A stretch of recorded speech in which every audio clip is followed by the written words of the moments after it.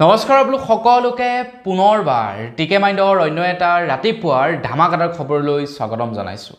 অন্য দিনৰ দৰে আজিও আপোনালোকৰ বাবে দিনটোৰ কেইবাটাও গুৰুত্বপূৰ্ণ খবৰ লৈ আহিছোঁ। ভিডিঅ'টো প্ৰথমৰ পৰা শেষলৈকে চাই থাকিব। আগবাইছোঁ আজিৰ প্ৰথমটো খবৰ ফালে। প্ৰথম খবৰটো আপোনালোকক জনোৱাৰ আগত সকলোকে সৰুকৈ এটা অনুৰোধ, যদি খবৰকেইটা চাই ভাল পায় তেনে লাইক এটা কৰিবলৈ কিন্তু নাপাহৰিব। আগবাইছোঁ আজিৰ প্ৰথমটো ভাল খবৰ ফালে, মানে প্ৰথম খবৰটোৱে আপোনালোকক এটা ভাল খবৰ জনাব বিচাৰিছোঁ। যিসকল অসমৰ ল'ৰা ছোৱালীয়ে বিদেশী ভাষা শিকিব বিচাৰিছে বা যিসকলে বিদেশত গৈ চাকৰি কৰিম বুলি ভাবিছে, তেওঁলোকৰ কাৰণে এটা ভাল খবৰ ওলাইছে। অসম চৰকাৰৰ ফালৰ পৰা এতিয়া অসমৰ যুৱক যুৱতীসকলক বিদেশী ভাষাৰ প্ৰশিক্ষণ দিব। আৰু সবচে ভাল কথাটো হৈ গ'ল কি যে আপুনি বিদেশত গৈ যেতিয়া চাকৰি কৰিবৰ কাৰণে যাব, তো যোৱাৰ সময়তো চৰকাৰৰ ফালৰ পৰা এতিয়া আৰ্থিক অনুদান আগবঢ়াব। বহুতৰ মন থাকে বিদেশলৈ যাবৰ কাৰণে, বিদেশত গৈ কাম কৰিবৰ কাৰণে, কিন্তু পইচাৰ অভাৱতো মানুহবিলাকে যাব নোৱাৰে বা ল'ৰা ছোৱালীবিলাকে যাব নোৱাৰে। কিন্তু আপুনি যদি যাব বিচাৰে, পইচাৰ নাটনিত যদি ভুগিছে, তেনেহ'লে চৰকাৰে আপোনাক যিখন দেশলৈ যাব সেই দেশৰ লোকেল লেংগুৱেজ শিকাব, তাৰ লগতে আপোনালোকক যাবৰ কাৰণেও পইচা প্ৰদান কৰিব বুলি অসম চৰকাৰৰ ফালৰ পৰা জনাইছে। বিদেশলৈ যাব বিচৰা বা বিদেশত গৈ চাকৰি কৰিব বিচৰা ল'ৰা ছোৱালীবিলাকক এতিয়া 1.5 লাখ টকাকৈ অসম চৰকাৰে প্ৰদান কৰিব। আৰু এই পইচাসমূহ প্ৰায় 4টা কিস্তিত ভাগ কৰি দিব। প্ৰথম কিস্তিত আপোনালোকে 30,000 টকা পাব, দ্বিতীয়টো কিস্তিত আপোনালোকে 30,000 টকা, 4 নম্বৰটো কিস্তিত 40,000 টকা, আৰু 3 নম্বৰটো কিস্তিত 40,000 টকা, আৰু 4 নম্বৰটো কিস্তিত 50,000 টকা আপোনালোকে লাভ কৰিব। আপুনি যেতিয়া প্ৰশিক্ষণ লৈ থাকিব, বিদেশী ভাষাৰ প্ৰশিক্ষণ লৈ থকাৰ সময়ত আপোনালোকক এই পইচাবিলাক দি থাকিব। আৰু যেতিয়া আপোনালোকে মানে যাব, টিকটৰ পইচাৰ দৰকাৰ হ'ব বা প্ৰথম যাবৰ বাবে যি টকাৰ দৰকাৰ হ'ব, সেই টকাৰ বাবেও 50,000 টকা অসম চৰকাৰৰ ফালৰ পৰা প্ৰদান কৰিব। মুঠৰ ওপৰত আপোনালোকে যদি বিদেশত গৈ কাম কৰাৰ আশা পুহি ৰাখিছে মনত, সেই আশা এতিয়া সফল হ'ব। আপোনালোকে বিদেশত গৈ বিন্দাছ কাম কৰিব পাৰিব। খবৰটো কেনেকুৱা পাইছে? যদি ভাল লাগিছে লাইক এটা কৰি থৈ যাব। আগবাইছোঁ ইয়াৰ পাছৰটো খবৰ ফালে। ইয়াৰ পাছৰ খবৰটো এটা মহিলাসকলৰ কাৰণে ভাল খবৰ ওলাই পৰিছে। অসম চৰকাৰৰ ফালৰ পৰা মহিলাসকলৰ বাবে এটা নতুন এপ্লিকেশ্যন মুকলি কৰিছে। এপ্লিকেশ্যনটোৰ নাম হৈছে ASCW। এই এপছটো মুকলি কৰিছে অসমৰ সমগ্ৰ মহিলাসকলৰ কাৰণে। মহিলাসকলে যদি এতিয়া মানে ক'ৰবাত নিৰ্যাতিত হয়, নিজকে যদিহে মানে ছেফ ফিল নকৰে, তেনেহ'লে মহিলাসকলে এই এপছটোৰ জৰিয়তে কমপ্লেইণ্ট কৰিব পাৰিব বুলি জনাইছে। আপুনি ধৰি লওক ক'ৰবাত কাম কৰিছে, তো আপুনি য'ত কাম কৰিছে সেই কাম কৰা জেগাত আপোনাক নিৰ্যাতন চলাইছে বা আপোনাক আপোনাৰ হাজবেণ্ডে নিৰ্যাতন চলাইছে। তেনেকুৱা অৱস্থাত আপোনালোকে এই এপ্লিকেশ্যনটোৰ জৰিয়তে কমপ্লেইণ্ট কৰিব পাৰিব গোপনে। আৰু আপোনালোকৰ গোপনীয়তা ভংগ নকৰাকৈ আপুনি যাৰ ওপৰত কমপ্লেইণ্ট কৰিব, তেখেতৰ ওপৰত একশ্যন লোৱা হ'ব, ষ্ট্ৰিক্টলি একশ্যন লোৱা হ'ব বুলি জনাইছে। গতিকে কেতিয়াবা যদি আপোনালোকৰ ওপৰত নিৰ্যাতন চলে বা বেলেগ মহিলাৰ ওপৰত যদি নিৰ্যাতন চলা দেখা পায়, তেনেহ'লে এই এপ্লিকেশ্যনটো লগে লগে ডাউনলোড কৰিব আৰু কমপ্লেইণ্ট কৰিব। কিয় কৈছোঁ আপোনালোকক? কাৰণ আপোনালোকে কোনো এজন ব্যক্তিক যদি দেখিছে তেখেতে অপৰাধ কৰি আছে, তো সেই অপৰাধ কৰাটো চাই থকাটো এটা কিন্তু ডাঙৰ অপৰাধ, বুজিছে নহয়? মানে কোনোবাই অপৰাধ কৰিছে, আপুনি সেই অপৰাধটো দেখি মনে মনে বহি আছে যে মোৰ লগত দেখোন হোৱা নাই, গতিকে মই কিয় মাত পাতিম। কিন্তু আপুনি সেই মনে মনে যে বহিলে, এই ক্ষেত্ৰত কিন্তু সেই অপৰাধীজনক আপুনি সহায় কৰাটোহে বুজায়। গতিকে ক'ৰবাত অপৰাধ কৰা দেখিলে আপোনালোকে মাত মাতিব।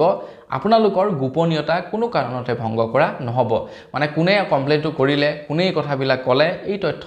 সম্পূৰ্ণ গোপনে ৰখা হ'ব। আগবাইছোঁ ইয়াৰ পাছৰটো ভাল খবৰ ফালে বা ইয়াৰ পাছৰটো খবৰ ফালে। এইটোও এটা ভাল খবৰে ওলাইছে। খবৰলৈ পৰিছে আমাৰ অসমৰ যিমানবিলাক OBC মানুহ আছে তেওঁলোকৰ বাবে। অসমৰ OBC মানুহসকলক এতিয়া অসম চৰকাৰে NCL নামৰ এখন চাৰ্টিফিকেট প্ৰদান কৰিব। NCL নামৰ এখন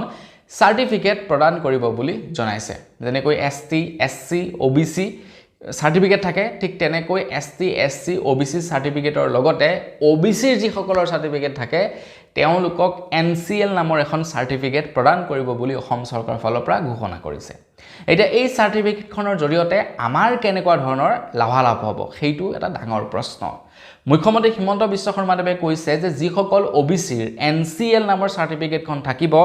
সেইসকলৰ ঘৰৰ ল'ৰা ছোৱালীয়ে মেডিকেল, ইঞ্জিনিয়াৰিঙত নামভৰ্তি কৰিবলৈ যাওঁতে তেওঁলোকৰ সহায় হ'ব বুলি জনাইছে যেনেকৈ নেকি ST SC ষ্টুডেণ্টসকলে মেডিকেল বা ইঞ্জিনিয়াৰিঙত সিট লাভ কৰিবৰ কাৰণে সুবিধা হয় তেওঁলোকৰ কাৰণে ৰিজাৰ্ভেশ্যন থাকে ঠিক তেনেকৈ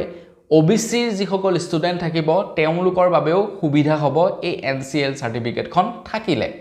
সো সেই কাৰণে আপোনালোকে এতিয়া NCL সাৰ্টিফিকেটৰ বাবে আবেদন কৰক এতিয়ালৈকে মুকলি কৰি দিয়া নাই মানে অসম কেবিনেটত এই সম্পৰ্কে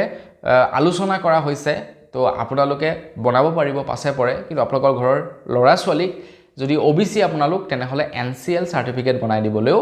নাপাহৰিব আগবাইছো ইয়াৰ পাছৰটো খবৰ ফালে খবৰ লাই পৰিছে অসমৰ মুখ্যমন্ত্ৰী হিমন্ত বিশ্ব শৰ্মাদেৱে জনাইছে যে আমাৰ উজনি অসমত যি বানপানী হয় এই বানপানী আৰু কেইবছৰমানৰ পাছত নাথাকিব বুলি জনাইছে মুখ্যমন্ত্ৰী হিমন্ত বিশ্ব শৰ্মাদেৱে কৈছে যে তিব্বতীয় অঞ্চলত প্ৰায় ৬০,০০০ মেগাৱাট বিদ্যুৎ প্ৰকল্প উৎপাদনৰ লক্ষ্যৰে এটা বৃহৎ ডেম নিৰ্মাণ কৰি থকা হৈছে বুলি মুখ্যমন্ত্ৰী হিমন্ত বিশ্ব শৰ্মাদেৱে জনাইছে মানে প্ৰায় ৬০,০০০ মেগাৱাট উৎপাদন কৰিব পৰা বিদ্যুৎ উৎপাদন কৰিব পৰা জলবিদ্যুৎ প্ৰকল্প স্থাপন কৰি থকা হৈছে আৰু এই জলবিদ্যুৎ প্ৰকল্পৰ বাবে আমাৰ অসমত বানপানী কমিব বুলি জনাইছে অসমৰ মুখ্যমন্ত্ৰী হিমন্ত বিশ্ব শৰ্মাদেৱে আৰু এই ডেমটো কমপ্লিট হলে ইয়াৰ সুফল অসমে খুব সোনকালেই লাভ কৰিব তেখেতে কৈছে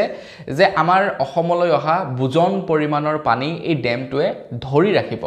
আৰু এই ডেমটোৱে অসমলৈ অহা বুজন পৰিমাণৰ পানী ধৰি ৰখাৰ বাবে উজনি অসমত বানপানীৰ দৰে সমস্যা নাইকিয়া হ'ব বুলি মুখ্যমন্ত্ৰী হিমন্ত বিশ্ব শৰ্মাদেৱে জনাইছে আমি আগৰ পৰা শুনি আহিছিলো NHPC আৰু নেপকোৰ বাবে আমাৰ উজনি অসমৰ কেইখনমান জিলাত বানপানী হয় বুলি এতিয়া মুখ্যমন্ত্ৰী হিমন্ত বিশ্ব শৰ্মাদেৱে কৈছে যে তিব্বতীয় অঞ্চলত নিৰ্মাণ কৰি থকা ৬০,০০০ মেগাৱাট জলবিদ্যুৎ প্ৰকল্পৰ ফলত আমাৰ অসমত বোলে বানপানী কমিবহে আগবাইছো ইয়াৰ পাছৰটো খবৰ ফালে আমাৰ অসমত হুৰাহুৰে বৃদ্ধি পাইছে খাদ্যবস্তুৰ দাম যিবিলাক বস্তু নেকি আমি সঘনাই ব্যৱহাৰ কৰি থাকো যিবিলাক বস্তু আমি দৈনিক ব্যৱহাৰ কৰি থাকো সেই বস্তুসমূহৰ দাম এতিয়া বৃদ্ধি পাইছে বুলি মুখ্যমন্ত্ৰী অসমত দাম বৃদ্ধি পাইছে বুলি খবৰ ওলাই পৰিছে খবৰ ওলোৱা অনুসৰি ব্যাপক মুদ্ৰাস্ফীতি হৈছে আমাৰ অসমত হুৰাহুৰে বৃদ্ধি পাইছে খাদ্য সামগ্ৰীৰ দাম জুন মাহত মুদ্ৰাস্ফীতি আছিলে 4.38% আৰু জুলাই মাহত হৈছেগৈ 4.45%। মানে আমাৰ অসমত বস্তুৰ দাম আৰু বাঢ়িব। এতিয়াতো আমি যথেষ্ট দামতে বস্তুবিলাক ব্যৱহাৰ কৰি আছো আৰু সেই বস্তুবিলাকৰ দাম আৰু বহুত বাঢ়িব বুলি খবৰ ওলাই পৰিছে। প্ৰত্যেক বস্তা চাউলত দাম বৃদ্ধি পাইছে, প্ৰত্যেকটো ডিমত দাম বৃদ্ধি পাইছে, প্ৰত্যেকটো মিঠাতেলৰ বটলত দাম বৃদ্ধি পাইছে, প্ৰত্যেকবোৰ বস্তুৰে দাম বৃদ্ধি পাইছে আৰু দাম বৃদ্ধি পাব বুলি খবৰো ওলাই পৰিছে। আগবাইছো ইয়াৰ পাছৰটো খবৰ ফালে ইয়াৰ পাছৰ খবৰটো ওলাই পৰিছে বিহাৰৰ পৰা। বিহাৰত এতিয়া ডাষ্টবিনক লৈও বোলে কেলেংকাৰী কৰিছে বুলি খবৰ ওলাই পৰিছে বিহাৰত। তো বিহাৰৰ চৰকাৰে যিবিলাক চৰকাৰী ডাষ্টবিন আগবঢ়ায় জাবৰ পেলাবৰ কাৰণে, তো সেই চৰকাৰী ডাষ্টবিনবিলাক ক্ৰয় কৰাৰ ক্ষেত্ৰতো বোলে কেলেংকাৰী কৰিছে, বিত্তীয় কেলেংকাৰী কৰিছে বিহাৰত। চাওকচোন বাৰু, যিটো বস্তুত নেকি আমি জাবৰ পেলাম সেই বস্তুটো ক্ৰয় কৰোঁতেও বিহাৰৰ চৰকাৰে মানে বিত্তীয় কেলেংকাৰী কৰিছে। যিবিলাক ডাষ্টবিনৰ নেকি অৰিজিনেল দাম 1500 টকা, সেই ডাষ্টবিনসমূহ 15,000 টকাত ক্ৰয় কৰা বুলি বিল ছাবমিট কৰিছে বিহাৰত। চাওকচোন আপোনালোকে, 1500 টকাৰ ডাষ্টবিনটো ক্ৰয় কৰি 15,000 টকাত ক্ৰয় কৰোঁ বুলি তেওঁলোকে হিচাপ দিছে। এতিয়া চৰকাৰসমূহে যিবিলাক টকা খৰচা কৰে চৰকাৰী ৰাজকোষৰ ধন, প্ৰত্যেকটো খৰচা কৰা ৰাজকোষৰ ধনৰ তেওঁলোকে হিচাপ ৰাখিব লাগে। বোলে এই বৰ্ষত আমাৰ টেক্সৰ পৰা 1 লাখ টকা উপাৰ্জন হৈছিলে আৰু সেই 1 লাখ টকাটো আমি ক'ত ইউটিলাইজ কৰিলোঁ, মানে ক'ত খৰচা কৰিলোঁ, সকলোবিলাক তথ্য চৰকাৰে ৰাখিব লাগে। আৰু তেওঁলোকে হিচাপ দেখুৱাইছে যে তাৰে ভিতৰত আমি বোলে টকা 20,000 খৰচা কৰিছোঁ আমি ডাষ্টবিন কিনাৰ নামত। ছাপোজ 20,000 টকা খৰচা কৰিছোঁ ডাষ্টবিন কিনাৰ নামত। বোলে ডাষ্টবিন কিমানটা কিনিছিলা? বোলে ডাষ্টবিন আমি কিনিছোঁ বোলে 20টা, এটা ডাষ্টবিনত বোলে 1000 টকাকৈ লৈছে, কিন্তু তেওঁলোকে সেই ডাষ্টবিনবিলাক একচুৱেলি কিনিছিলে 50 টকা 60 টকাত। চাওক কিমান পৰিমাণে তেওঁলোকে কেলেংকাৰী কৰিছে। আৰু এনেকুৱা কেলেংকাৰী যেতিয়া মানুহ থাকিব তেতিয়া জনসাধাৰণৰ কথা ক'ত আৰু তেওঁলোকে ভাবিব। আগবাইছো ইয়াৰ পাছৰটো খবৰ ফালে। এতিয়াৰে পৰা আপোনালোকে গুটখাজাতীয় সামগ্ৰীসমূহ প্লাষ্টিকৰ পেকেটত লাভ নকৰিব।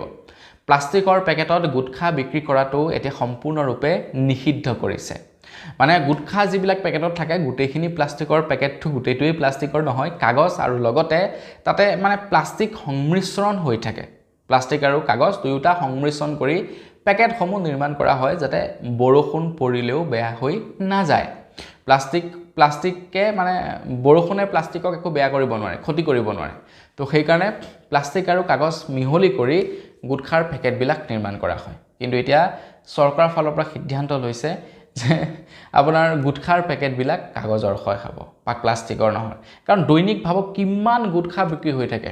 না কোটি কোটি পেকেট গুটখা বিক্ৰী হয় দৈনিক গতিকে ইমানখিনি জাবৰ ক'ত পৰে আমাৰ পৃথিৱীৰ ওপৰতে পৰি থাকে তো তাৰ ফলত কি হয় লেতেৰা হয় আৰু সেই কাৰণে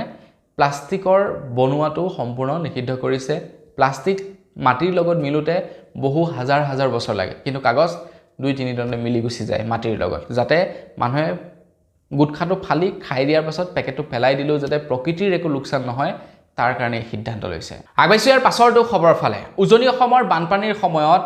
প্ৰায়খিনি ইউটিউবাৰ ওলাই আহিছে বা প্ৰায়খিনি ছ'চিয়েল মিডিয়া কণ্টেণ্ট ক্ৰিয়েটৰ ওলাই আহিছে মানুহক সহায় কৰিবৰ কাৰণে অসমৰ বাহিৰৰ পৰাও আহিছে আৰু অসমতে থকা বহুতো ব্যক্তিয়ে সহায় কৰিছে যেনেকৈ সময় গগৈ পৰমা গগৈ এনেকুৱা বহুতো আছে বহুতৰ নাম নাজানো তেওঁলোকৰ নামকেইটা মানে আগৰ পৰা জনা হয় তো এখানে জানিছো আৰু কিন্তু এতিয়াও বহুতো ইউটিউবাৰ ওলাই আহিছে তেওঁলোকক সহায় কৰিবৰ কাৰণে যোনে যেনেকৈ পাৰিছে তেনেকৈ সহায় কৰিছে কোনোবাই যদি ঘৰ বনাই দিয়াত সহায় কৰিছে কোনোবাই বস্তু ক্ৰয় কৰি দিয়াত মানুহবিলাকক সহায় কৰিছে অসম চৰকাৰে কৈছে যে আমাৰ অসমৰ লগতে বাহিৰৰ প্ৰায় 72 জন ইউটিউবাৰৰ বেংকৰ একাউণ্টৰ ওপৰত এতিয়া চৰকাৰৰ নজৰ আছে সেই ইউটিউবাৰসকলে এতিয়া চৰকাৰক তথ্য দাঙি ধৰিব লাগিব যে তেওঁলোকে ৰাইজৰ পৰা যিখিনি টকা উঠাইছে সেই টকাখিনি ক'ত ইউটিলাইজ কৰিছে মানে ক'ত খৰচা কৰিছে তাৰ হিচাপ দিব লাগিব বুলি জনাইছে যিসকলে সহায় কৰিছে তেওঁলোকক চৰকাৰ ফালৰ পৰা সন্মান জনাব আৰু যিসকলে হিচাপ দিব নোৱাৰিব তেওঁলোকৰ ওপৰত একচন লোৱা হ'ব বিশেষকৈ অসমৰ বাহিৰৰ পৰা যিসকল আহিছে বা যিসকলে নেকি অসমতে থাকি আপোনাৰ বান সাহায্য উঠাই ৰাইজক সহায় কৰিবলৈ গৈছে তেওঁলোকে চৰকাৰক গোটেইবিলাক তথ্য দাঙি ধৰিব লাগিব আৰু বাকি যিসকলে সহায় কৰিছে তেওঁলোকক চৰকাৰৰ ফালৰ পৰা সন্মান জনাব বুলি জনাইছে আগবাইছো ইয়াৰ পাছৰটো খবৰ ফালে ইয়াৰ পাছৰ খবৰটো ওলাই পৰিছে দৰং ডিষ্ট্ৰিক্টৰ পৰা তো দৰং ডিষ্ট্ৰিক্টত এটা মাইক্ৰ'ফাইনেন্স কোম্পানীয়ে ৰাতি 12 বজাত এগৰাকী মহিলাৰ ঘৰত EMI কালেক্ট কৰিবৰ কাৰণে গৈছিলে এগৰাকী মহিলাৰ ঘৰত ৰাতি প্ৰায় 12 মান বজাত EMI কালেক্ট কৰিবলৈ গৈছিলে এটা মাইক্ৰ'ফাইনেন্স কোম্পানীৰ এজন মানে কৰ্মচাৰীয়ে এতিয়া চাওক যিমানেই পইচা দিবলৈ নাথাকক কিয় তেখেতে যিমানেই অপৰাধ নকৰক কিয় তো তেখেতে পলাই নাথাকক কিয় ৰাতি হ'লে মানে কোনো মানুহৰ ঘৰত ৰিজাৰ্ভ বেংকৰ গাইডলাইন অনুসৰি ৰাতি কোনো মানুহৰ ঘৰত গৈ EMI কালেক্ট কৰিবৰ কাৰণে যাব নোৱাৰে কোনো কাৰণত ৰাতি যাব নোৱাৰে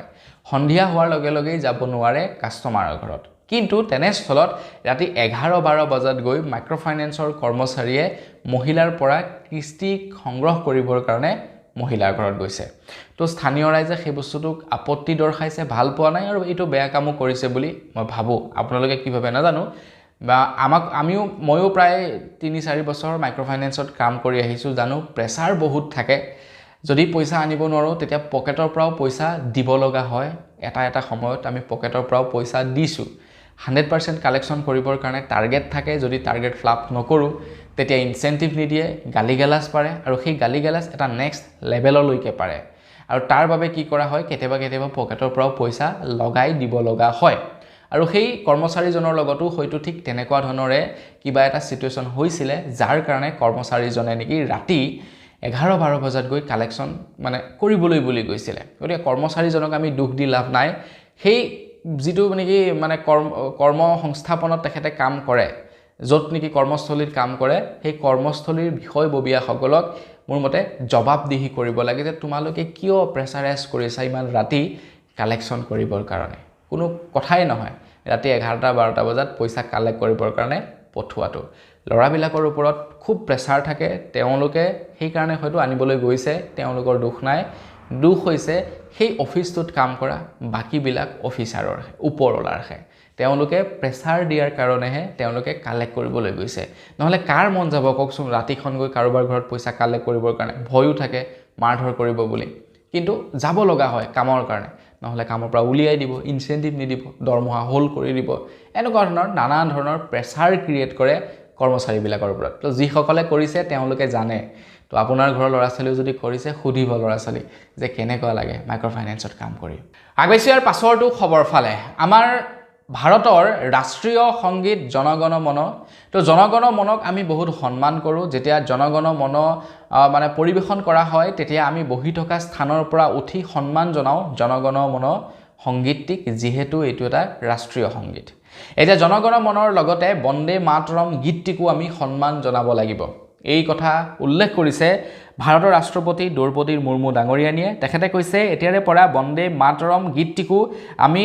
সন্মান জনাব লাগিব অপমান কৰিব নোৱাৰিম কোনোবাই যদি এই গীতটিকো অপমান কৰে তেনেহলে তেখেতৰ ওপৰতো কিন্তু আইনী ব্যৱস্থা লোৱা হ'ব বুলি জনাইছে বন্দে মাতৰম যেটি গীত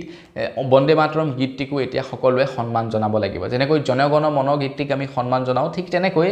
বন্দে মাতৰম গীতটিকো সন্মান জনোৱাটো আমাৰ সম্পূৰ্ণ এতিয়া